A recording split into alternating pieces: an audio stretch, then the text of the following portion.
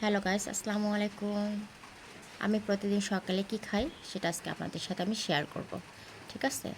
প্রতিদিন আমি সকালে উঠে আগে খালি পেটে 2 কোয়া রসুন খাই। তারপর তারপর সকালে একটু হালকা গরম পানি করে তার মধ্যে লেবু, হ্যাঁ?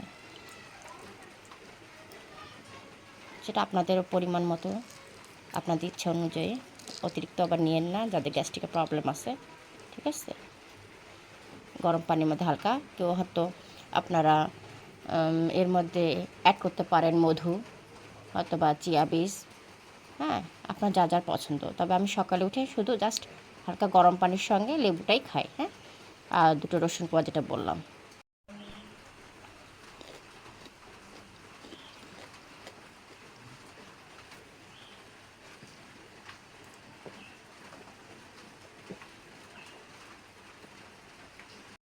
রসুনটা আসলে মূলত শুধু যে আপনার হার্টের রোগ ভালো করে তা না কিন্তু, হ্যাঁ। রসুনটা কেন খেতে বললাম, রসুনটা আপনার এই জন্য খেতে বললাম যে রসুনটা আসলে খেলে ভিতর থেকে যে আমাদের উপরে যে টিম্পলসগুলো হয়, কালো দাগ দাগগুলো হয়, এগুলো ভিতর থেকে সারানোর চেষ্টা করে, হ্যাঁ। আর এটা অনেক উপকার। এটা স্কিনটা আপনার আরও গ্লো করে এবং দাগগুলো কিন্তু অটোমেটিক সেরে যায়, হ্যাঁ, একটু সময় লাগে তবে সেরে যায়। আর এটা ন্যাচারাল, এটাতে কোনো ক্ষতিকারক দিক নাই।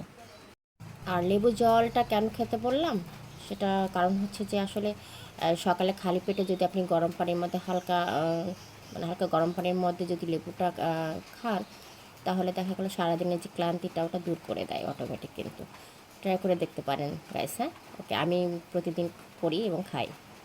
ভালো থাকবেন। আর আমার ভিডিও ভালো লাগলে অবশ্যই লাইক, কমেন্ট এবং শেয়ার অবশ্যই করবেন। আল্লাহ হাফিজ।